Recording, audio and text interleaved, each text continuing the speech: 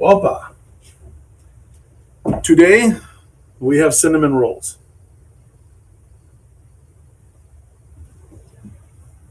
Very simple. This recipe takes a little bit of time because it's, yeast bread based. The actual interactive time and the prep and everything else is maybe 15 minutes, 20 tops. The rest is sitting around just waiting, so we're going to be skipping all of that today. The recipe in the description. We are going to first start with some warm water, sugar, and active dry yeast. I'm doing a half batch today. You'll find out why soon. The more astute of you will have probably figured it out. By it, I mean the reason why I'm just doing a half batch. Warm water, you don't want this to be above 110-ish Fahrenheit. Notice I call it plural Fahrenheit. Today I'm using the Jim, the Danish whisk. You can use a regular whisk, but today we're using Jim. If you can think of a better, more apt, more apropos name for the whisk, please let me know.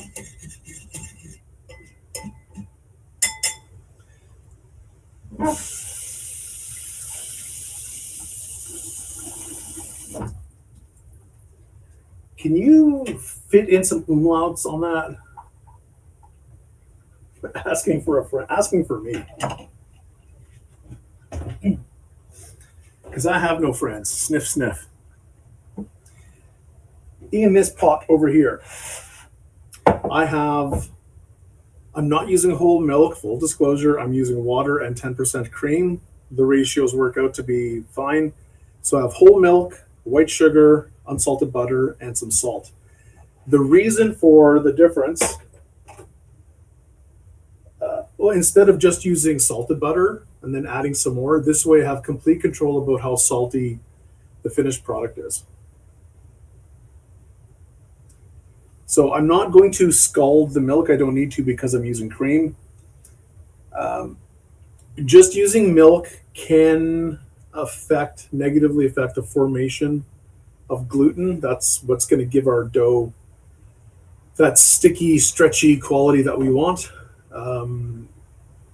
The lactic acid in milk can prevent the formation. It can slow it down anyways. So scalding the milk is always a great idea. But since I don't need to, I'm just heating up this mixture until it's melted.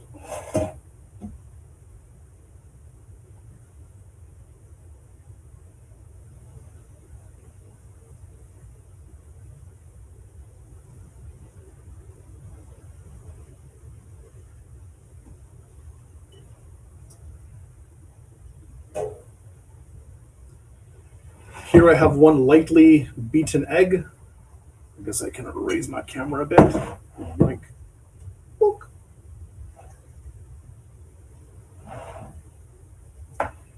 And the other fun portions of the recipe are my cinnamon sugar mix that's going to get brushed on top of my butter layer.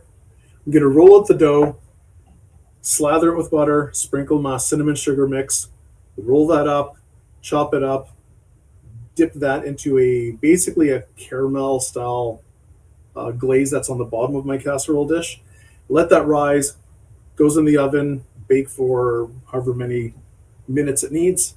And then when I'm done, I flip the whole thing over, let it cool, and then remove the baking dish.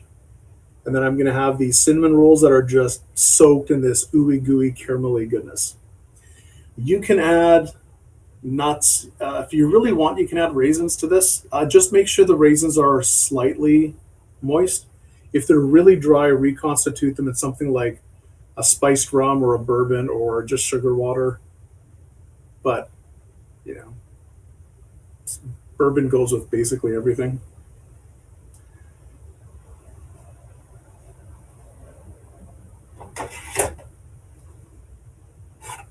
I hope this element is clean. I'm going to start melting things now.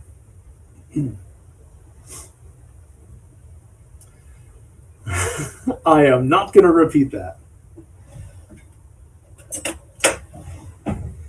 As always, whenever we're playing with dough, need your handy dandy flexible pastry scraping tools to scrape down the sides of the bowl. And we are going to form a fairly straightforward soft dough. The fat content is fairly high. And we need 2 cups. We're getting all sorts of moisture from the and richness from the egg, from all the sources of butter and the milk. This is going to give us a very soft, nice and pliable dough.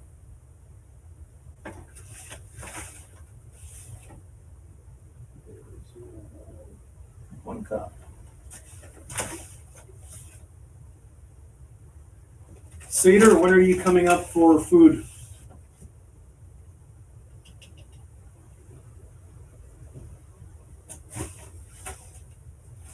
And a little for good luck. Here we go.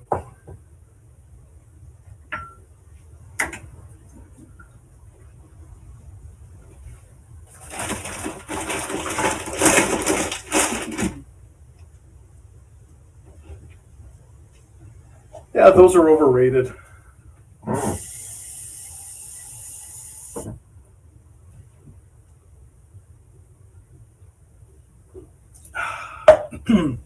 Okay, we're almost ready to do all of the things.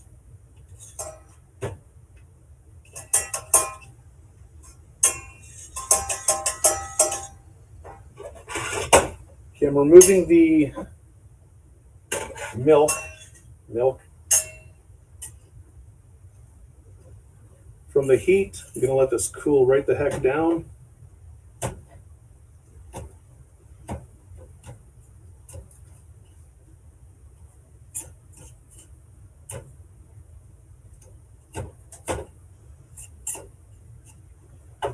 I think I have some oil from a previous cooking endeavor.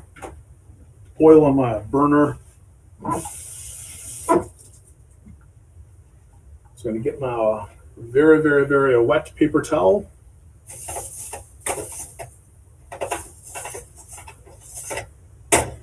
And just give the burner a once over. Okay.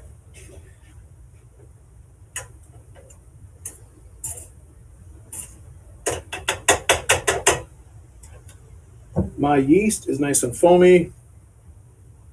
I'm going to use my bench scraper. I should probably be using a smaller spatula for this, but I'm going to use my bench scraper just to get all of this yeasty, sugary goodness out of the bowl.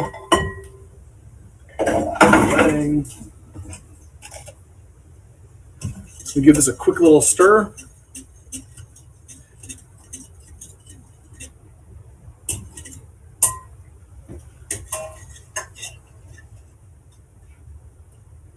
See, it's not too hot. Everything in here is melted, which is good enough.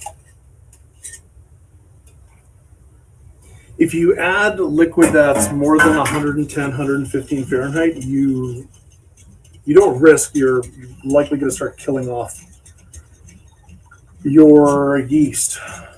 It's a living thing, and we're monsters for eating it while it's still alive. Okay. From here, I'm going to slowly add about 1/4 cup at a time of flour. Now, this is where Jim really shines.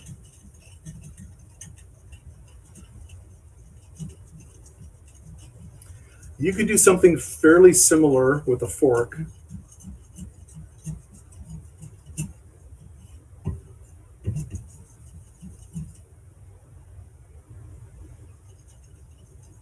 And I'm just going to add in about 1/2 cup at a time, give or take. So I don't have to work to break this up. The design, Jim's very intelligent design, does a wonderful job of letting me just stir this quickly. Whoa, that should be bubbling, sizzling, boiling, and bubbling. What the heck?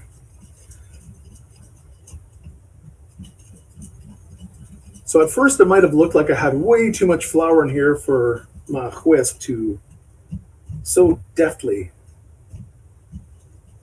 incorporate everything.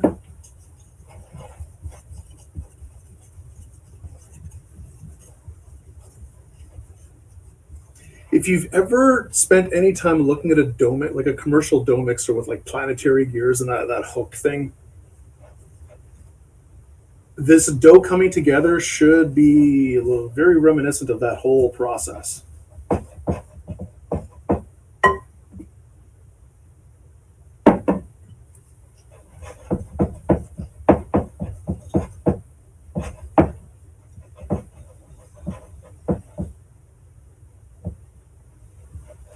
So here we're just building up a very, very soft, pillowy soft,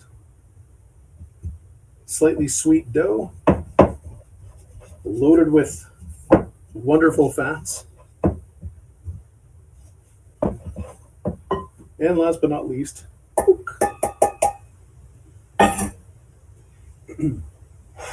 does it mix? Is it going to stir in?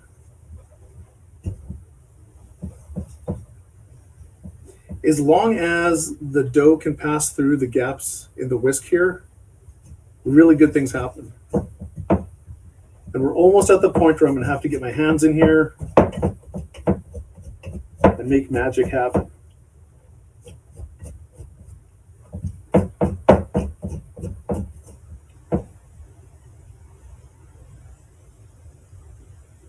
See, underneath the floured exterior, it's still pretty darn moist.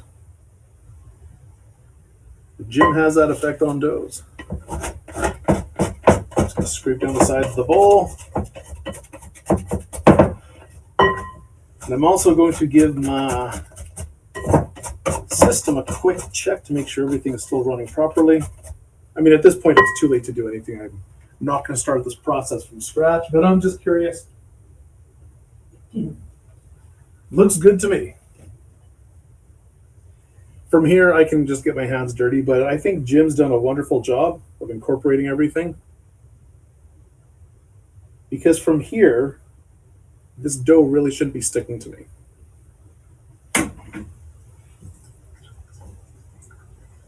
Oh, so soft.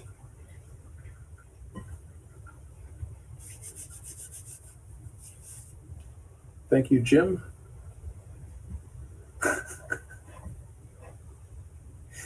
Do Y's get umlauts? In Dansk? Makes it sound like an IKEA. They do in Jim's case? Okay. I will defer to your expertise in names.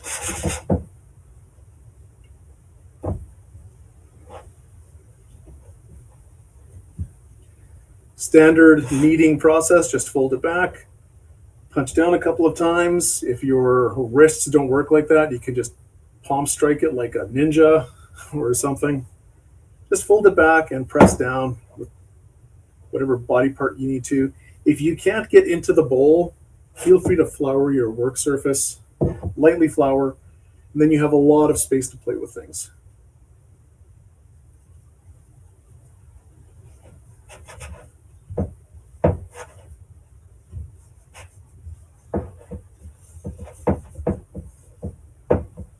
And be a little aggressive with rubbing your dough on the side of the bowl just to pick up any bits that might be trying to stick. If they are sticking, bust out your bench scraper, the flexible one.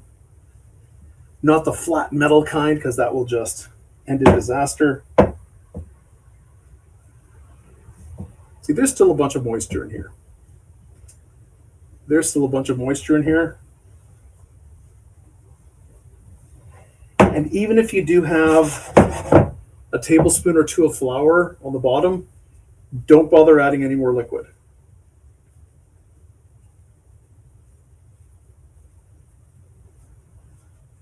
So I'm just pulling the dough from the top, folding it underneath. It's going to help make this a lot more uniform. Once this starts feeling, if it starts feeling sticky, which it is in my case, I can knead it back into the remaining flour in the bottom of my bowl.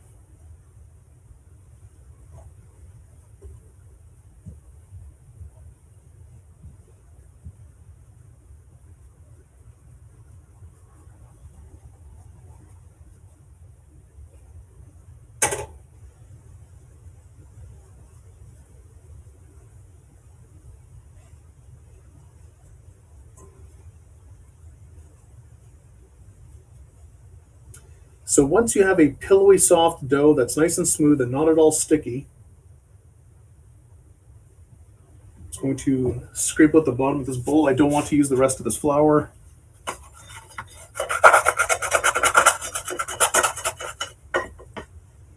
And I'm going to scrape off the sides as well.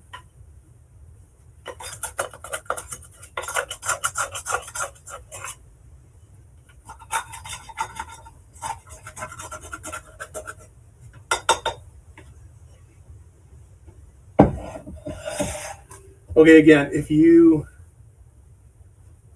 need to, you can lightly flour your work surface, or if your ball of dough is not at all, sticky, you can just work it out a bit more on a nice flat surface.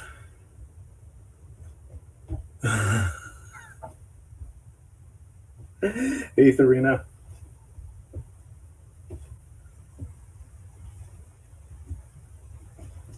So I'm just turning this 90 degrees. Just pushing forward with the palm. If it starts to roll, that's fine. That's kind of what we're looking for.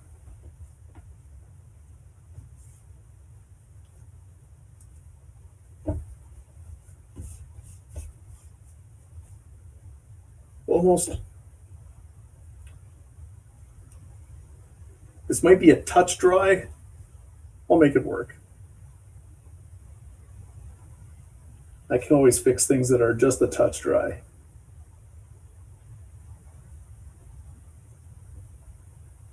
You pervs.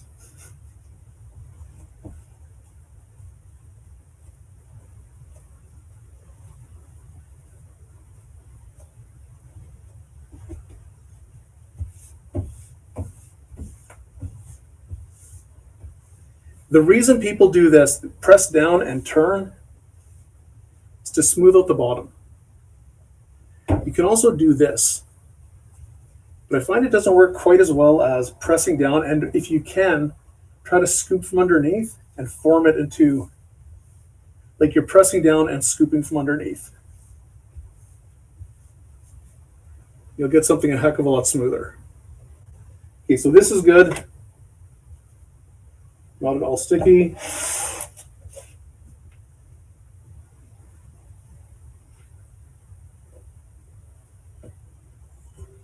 I will use a tea towel that's not very perforated.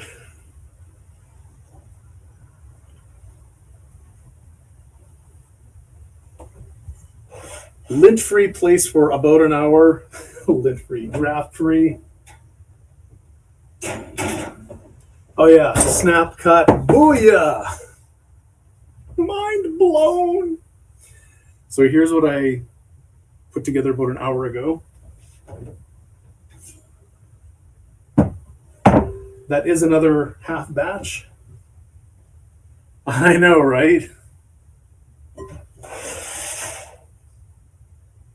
This will turn into this. He wasn't in a heated oven. More like a sorcerer.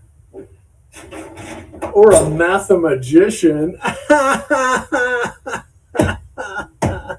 Oh my God. Okay.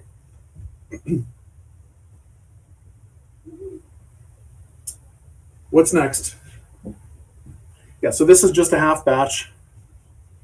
The top is a little dry. I mean, I could have sprayed it with a little bit of butter. I could have put it in a more damp oven. What I did not have to do was preheat the oven. I did not have to turn the Betty Crocker light on. I just covered it, left it alone for maybe an hour. Okay, so next, the glaze, I need to melt the sugar and whish until smooth. Well, I guess I melted the butter. Now I'm going to whish it until smooth. I wish, I wish, I wish.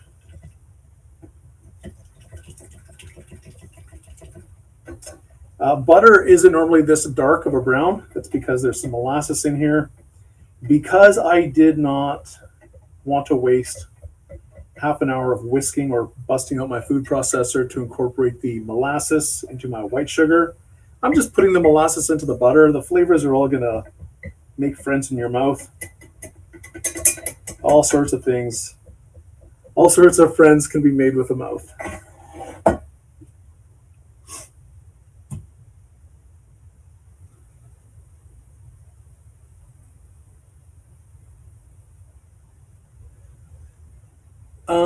I should grease that pan, actually.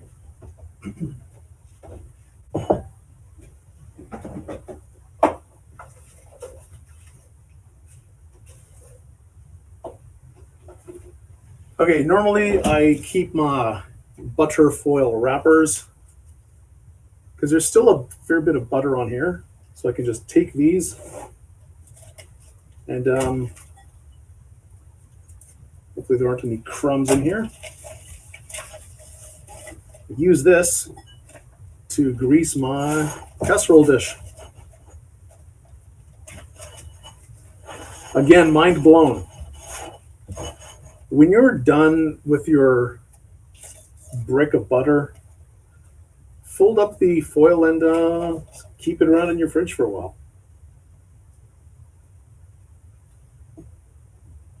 These and other pro tips for free. All I ask is that you smash that like button, annihilate the follow, utterly destroy the like, share, subscribe. One of the three. I'm so pro that I forgot to turn on my ring adjacent light.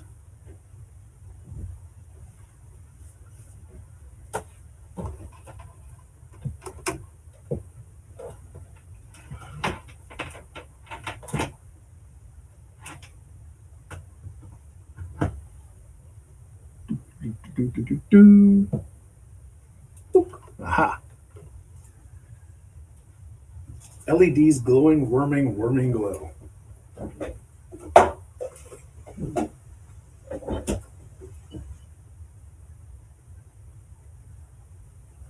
Okay, so this is nicely greased, or greeked as it were.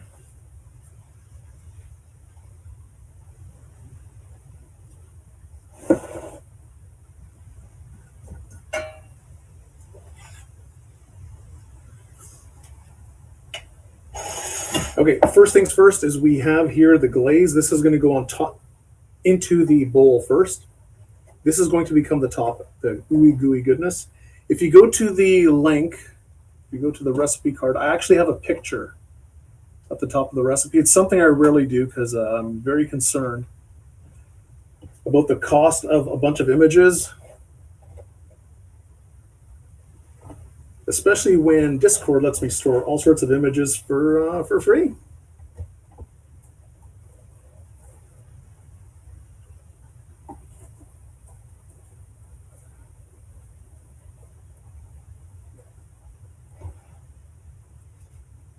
It's going to make sure this is fully incorporated. Again, this is just the brown sugar and unsalted butter, which is going to give us something very adjacent to caramel without actually caramelizing the sugar. If you want the super safe way to make something that tastes like caramel, just use brown sugar.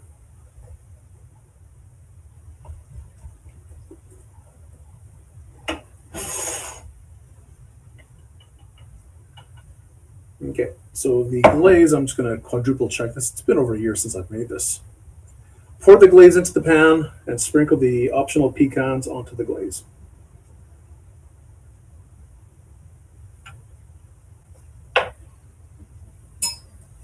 And here's where, being left-handed, Do I finish that? Was I actually going to say where being left-handed would be an advantage?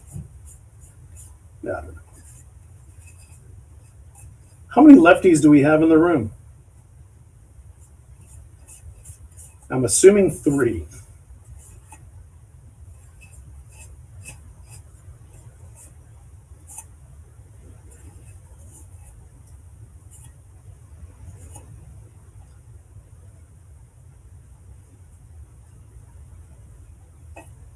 My sister, unfortunately, is not normal. She's very, very, very much left-handed. Okay, that's going to hang out over here. This I'm going to give another whisk.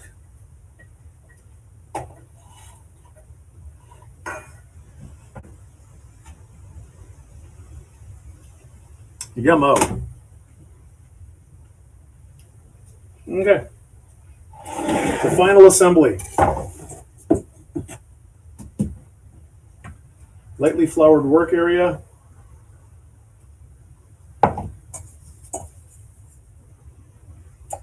This did not stick at all to the bowl. I'm actually going to fold this over a few times just to work out moisturize that skin.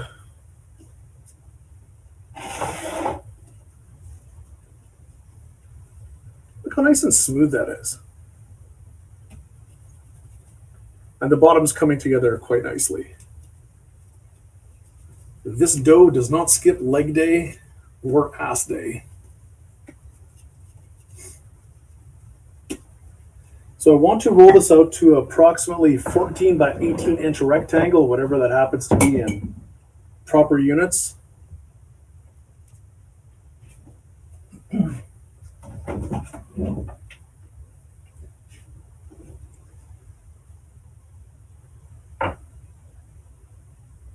(31 by 45, give or take.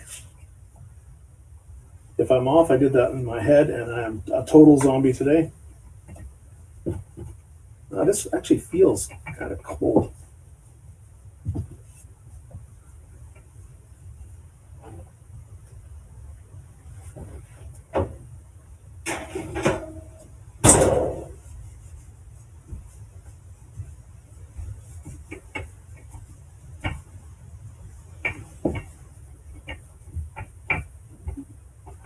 You saw nothing.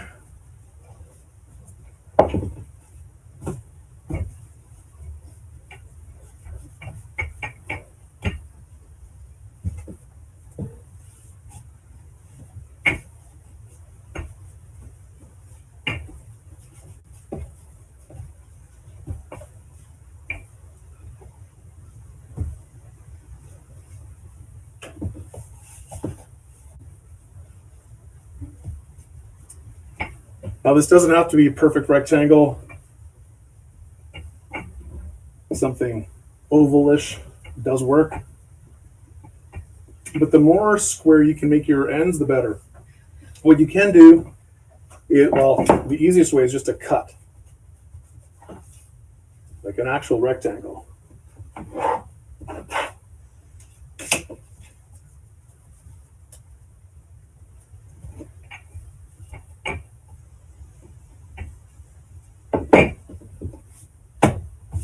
I bring this up every time I make pizza. If the dough springs back quickly, you need to let it rest a little longer.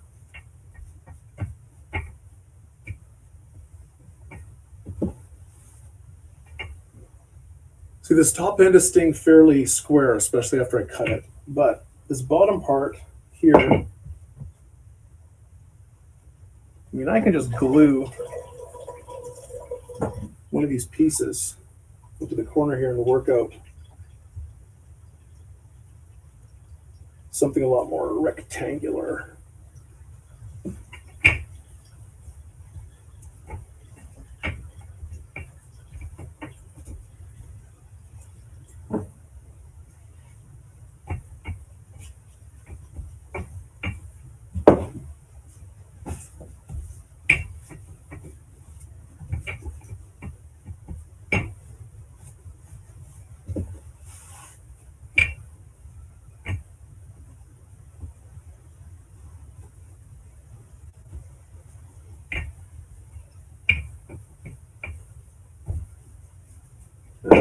one more pass and this will be good.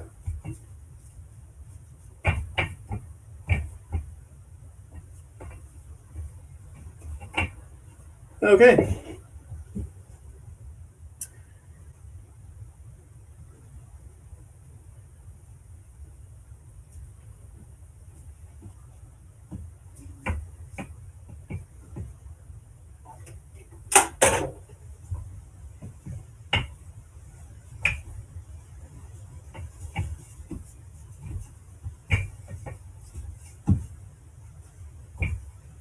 That's about good. From here, I want to brush about half the melted butter over the dough, leaving a 1/2 inch border all the way around.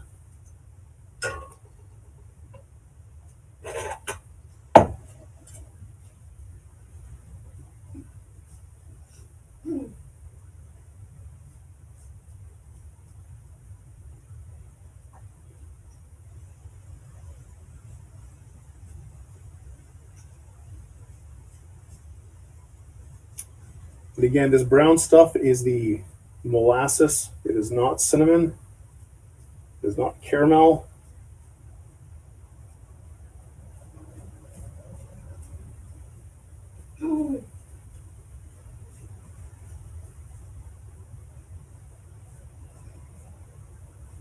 And we left about, I'm just going to pretend that's a 1/2 inch border. It's a little more, but good enough. Okay.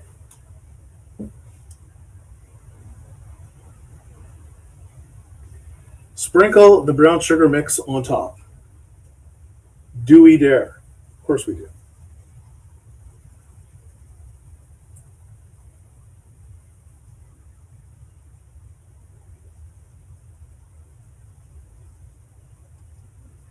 I recommend you do just a light pass. Let's see what I'm doing here. I'm just lightly shaking this. And I'm going to end up using maybe 2/3 half tops. So I'm going to go over this a few more times.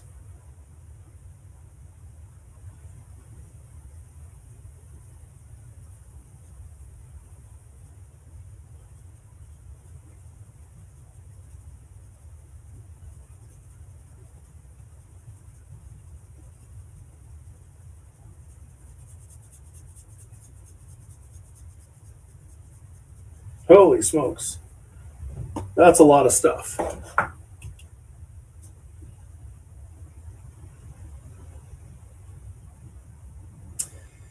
So now I need to roll the dough into a log and pinch the bottom into the dough.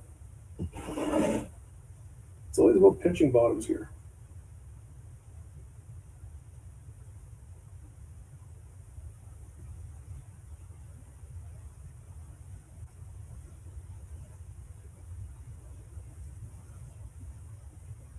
Now, if your work surface is clean and your dough was nicely proofed, you should have no problem doing this. And from here, I'm just going to pinch the end of the dough into, you get in there. That's what she said. If your dough does not stick together, you can just wet the bottom line like this.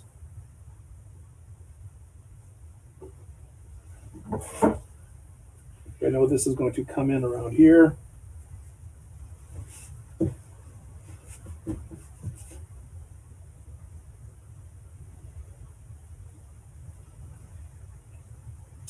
This is why it's nice to have a more rectangular shape before you start rolling. Otherwise, you have more of this spiral thing happening, which is fine.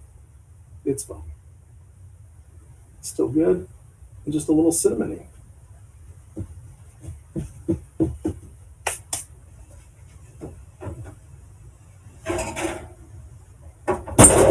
And now, here's our top glaze. Here's our cinnamon roll. This should make about 7, technically 7.5, but about 7 cinnamon rolls. that I'm going to strategically place in my casserole dish here. So 7 would be cutting it in half twice. I mean, I could cut this into 8.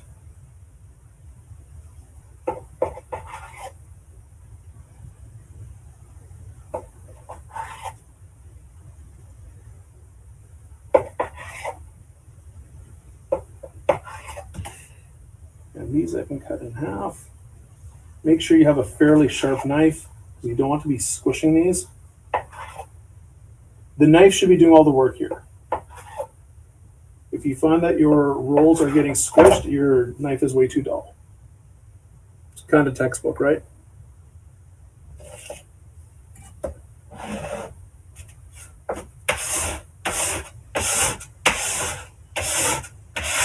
Just gonna make some room for this.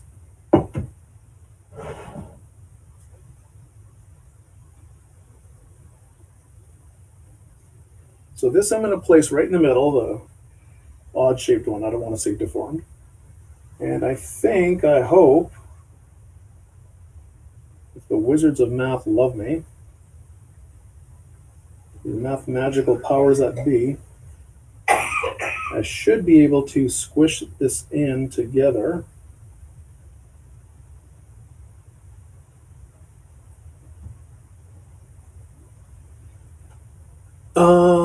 This might have been a little too big. I'm guilty as charged? No, not guilty as charged. From here. You can put that little one in one of the ramekins. Yeah, I could do a ramekin with this, but I won't have any glaze for it. That's the problem. I know. But what I do have is some honey. Good thinking.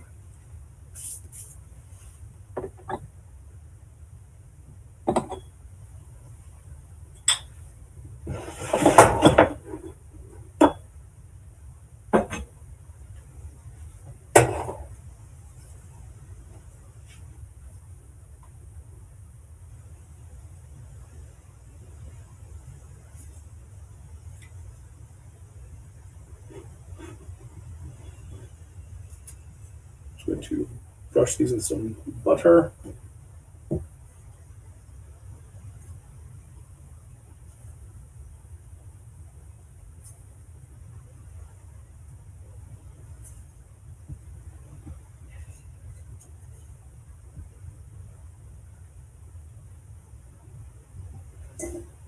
Okay, so this bad boy, I need to cover and let it rise until it doubles, which is about an hour.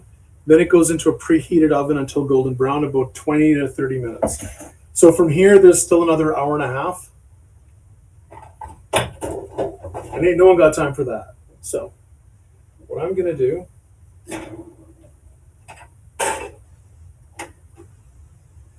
is cover this.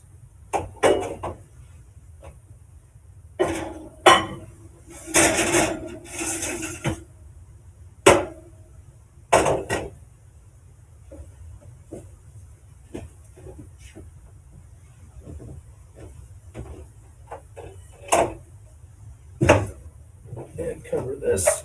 Again, my oven isn't preheated or anything. What I am going to do, though, is I have just a little bit of the honey syrup that's totally solidified. I have a little bit of the honey syrup left from the amaze. So what I'm going to do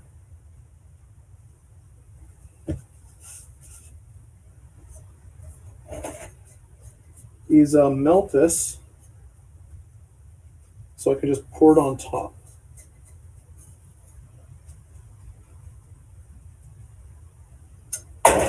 See if that'll work. I have a bunch of cinnamon sugar on the counter, so I'm just brushing the remaining butter onto this, and I'm going to clean up. Good thing I know my counters are spotlessly clean. And I guess I can roll this up and pretend that it's something cinnamon roll adjacent. I'm just going to shove this into place. Good enough. The left one's always bigger, right?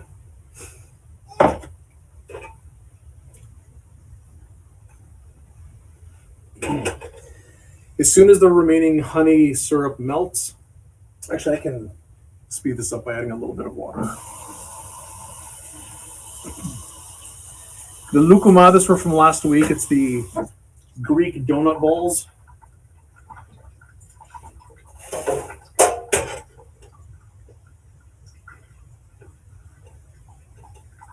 And the syrup was left in this pot, well, technically pan, for the week, and the water all evaporated. So the honey and sugar that were left over crystallized and became fairly solid. So I just added a little bit of water, and I'm going to slowly heat this, medium low. And I'll use that to just drench these two cinnamon rolls while I'm waiting for them to proof. And actually covering them in a hot liquid will help them rise a lot faster. So maybe too fast, so I don't want this honey liquid to get, this honey syrup to get too hot.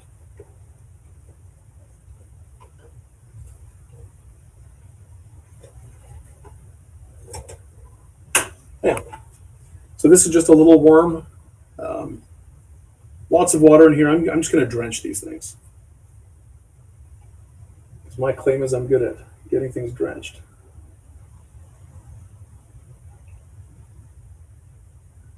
A boy can dream. So can a girl.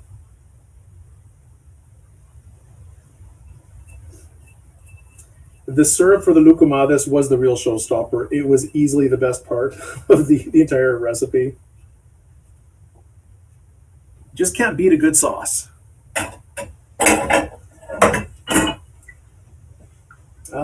I'm just going to leave these on the counter just because I'll pretend they're in a covered, dry, lid-free place.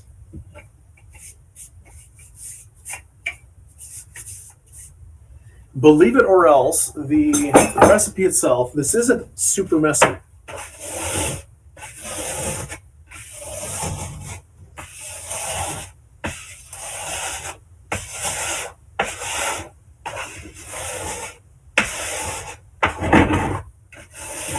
Now, if you want to come out and audition to be a kitchen fairy, or hang out in the green room, or be a member of the studio audience, or join me in the kitchen, or evict me from the kitchen and take over my show,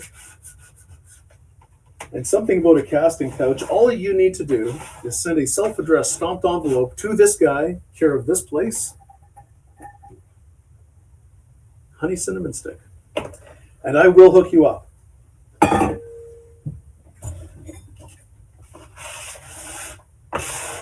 Follow me on all the socials.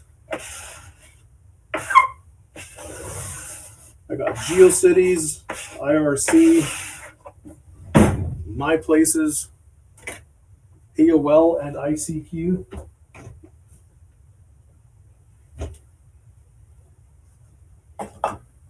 I am so plugged into that information superhighway. It's mind-blowing.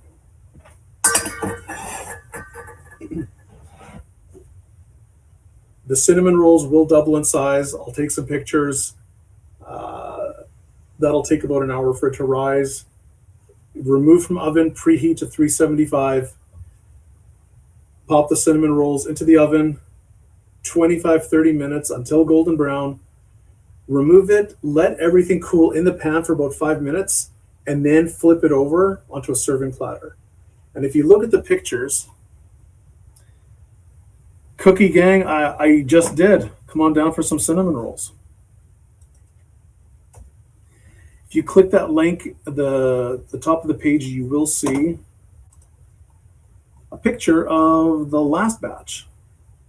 It was slightly sweet, very floofy, very tender rolls, just packed with buttery, cinnamony goodness, and that caramel glaze on top is just, it is the bomb diggity. The bomb Q diggity. I'm going to press pause on the recording device, actually stop. Later tonight, I'll be posting the video. It's going to have all the ingredient prep, the actual working of the dough and everything else. I already had a batch of dough already proofed.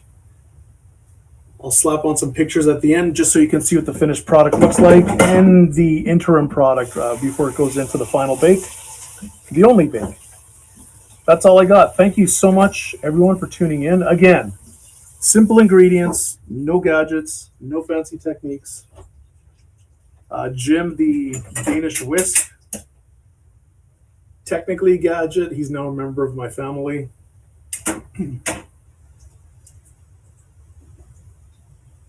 Thanks, Mason. Okay, don't go away. I will be, after I hydrate one more time. And a single dodo bird feather, that's right. Oh. Here's the pack of, where are these from? I thought these were from Madagascar, but they might be from Farina. This is the pack I was talking about. It's still on my counter. It's still flexible. And yes, this is Madagascar. There's only a few places to get B grade vanilla beans.